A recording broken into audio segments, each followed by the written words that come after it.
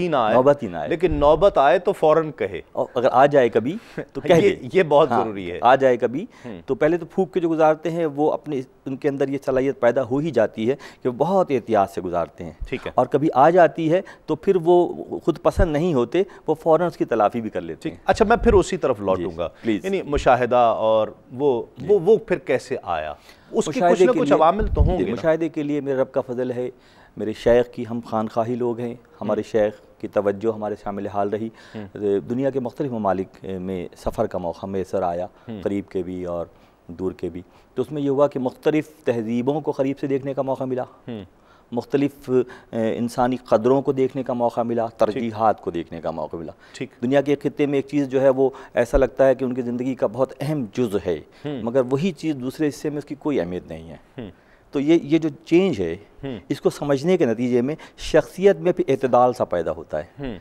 हम इन भारत का सफ़र कर रहे हैं तो हम कुछ ऐसी चीज़ें देखते हैं जो किसी भी तरह से लॉजिकल भी नहीं है, बड़ी अजीब व गरीब है। मिसाल की बात, आपके कल्चर में भी नहीं है, हमारे कल्चर में भी नहीं है, और इंसानी कदरों में भी उसकी अहमियत नहीं है। इंसान सिर्फ पूरी दुनिया में आपको मिल जाएंगी, पाकिस्तान में भी मिल जाएंगी ऐसी चीज़ें। ऐसी बहुत सी बातें शख्सियत साजी में किरदार अदा करती हैं। इंसान फिर ग्रेजुअली उस सफ़र की तरफ जा रहा होता है जो उसकी शख्सियत में, मैं मजहबी हवाले से आ जाऊँगा कि इंसान को जो पैदा किया गया है वो रब के इरफान के लिए, वाह, ताल्लुक़ बिल्लाह के लिए। बेशक इंसानों और जिनों को पैदा करने का मकसद ये है कि वो अल्लाह से करीब हो जाएं। और ये जो बीच का दौर 60-65 साल का है, ये सारा का सारा इसी अंदाज में गुजारना है कि इसके बाद का जो दौर है वो रब से इंतहाई करीब होने का है। वाह, जो ये अमल कर लेते हैं वो कामयाब होते हैं। मैं ये भी जानना चाहूँगा, और वो जो कहते हैं ना कि वो फलां शख्स जो है उसने दुनिया देख रखी है, जी जी, तो इससे क्या फ़र्क पड़ता है? मैं अगर आपके कुछ साल पहले उस दौर की तरफ आपको ले जाना चाहूँ कि जब आप पाकिस्तान से बाहर नहीं गए थे कभी, और फिर जब गए तो उस वक्त मुशाहिदात में किस हद तक फ़र्क आया? जो कहा जाता है ना फलां शख्स उसने दुनिया देखी है, तो वो दुनिया देखने के क्या असरात होते हैं शख्सियत पर, ये जानना चाहेंगे। डॉक्टर साहब हमारे साथ तशरीफ़ फरमा है। एक लौटते हैं एक वक्फे से इस यकीन के साथ आप कहीं नहीं जाएंगे। दरे नबी पर पड़ा रहूँगा, पड़े ही रहने से काम होगा। दरे नबी पर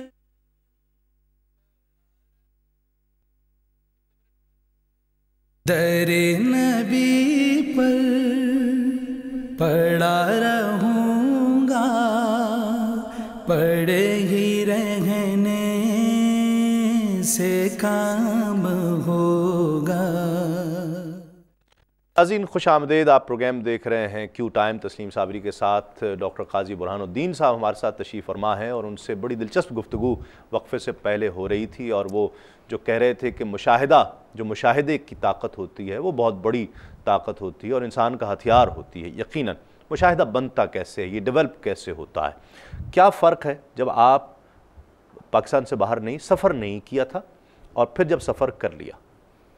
मशहूर मक़ूला है कि सफ़र वसीला ज़फ़र। ठीक, कि जैसे जैसे आप सफ़र करते जाते हैं तो नए माशरे देखते हैं, नई तहजीबें देखते हैं, नए लोगों से मुशाहिदा होता है, तारुफ़ होता है, तो इसका असर इस अंदाज में शख्सियत पे पड़ता है कि फिर अगर आप की शख्सियत में इत्तेदाल है तो फिर उसमें से आप तमाम पॉजिटिव बातों को एक तरफ करते चले जाते हैं, ठीक है, और नेगेटिव को छोड़ते जाते हैं। ठीक है।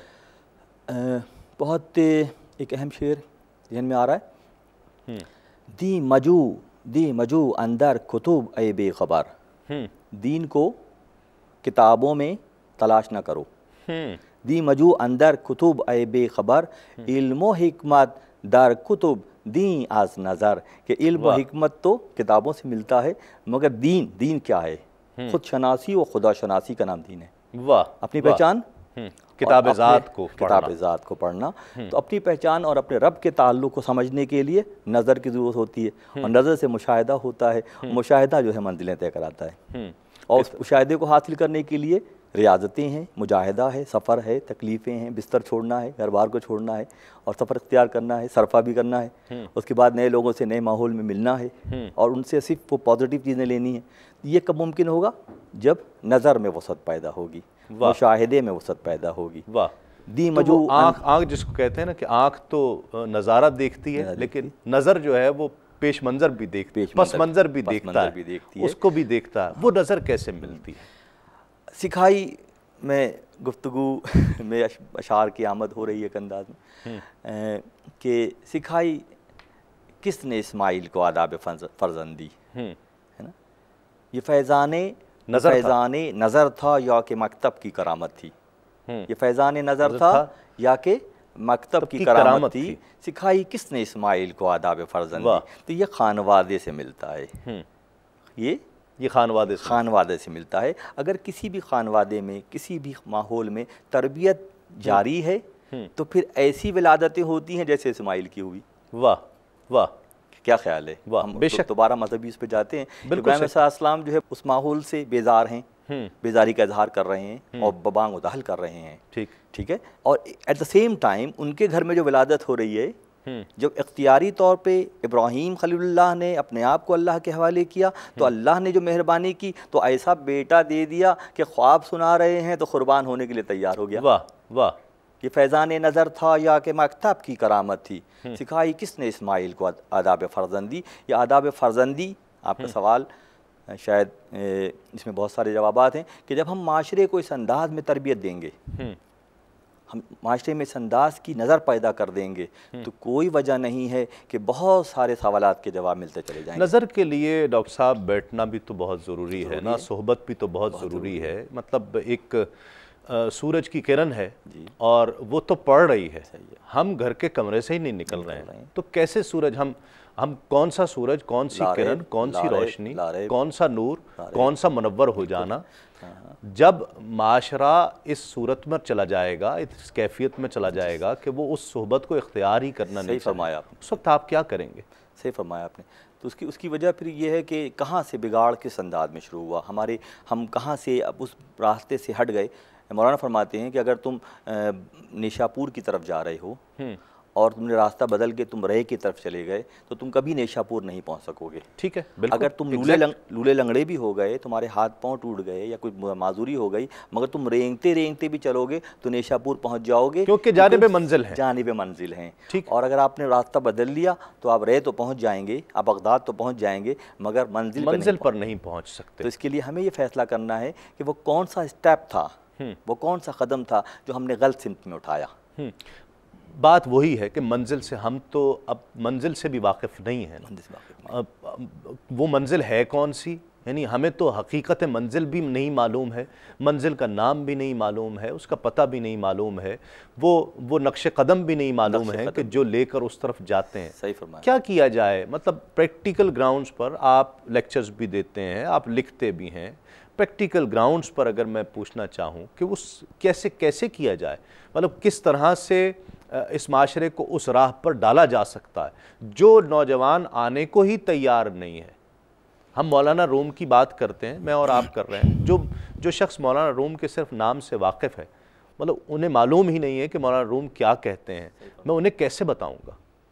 उसकी वजह यह है कि मर्ज़ की तशख़ीस जब हो जाएगी, ये जो मैं जानना चाह रहा हूँ, मर्ज़ की तशख़ीस जब हो जाएगी तो फिर इलाज आसान हो जाएगा। ठीक।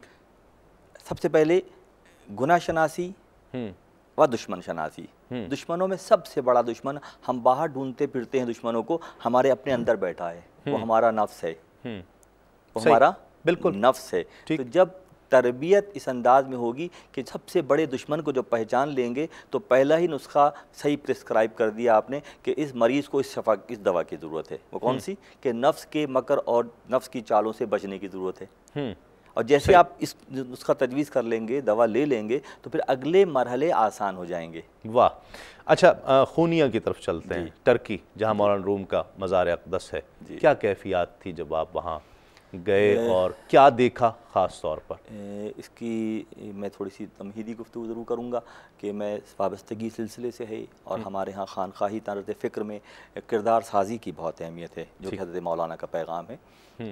2 साल पहले जब मैं उम्रे की सआदत के लिए हरमैन शरीफ़ैन गया और मस्जिद नबवी में मुतकिफ़ होने का शर्फ़ हासिल हुआ, तो जब मैं अपने मामलात से मुकम्मल करके अपने शेख से मिलने, जो कि मदीना मुनव्वरा ही में रहते हैं,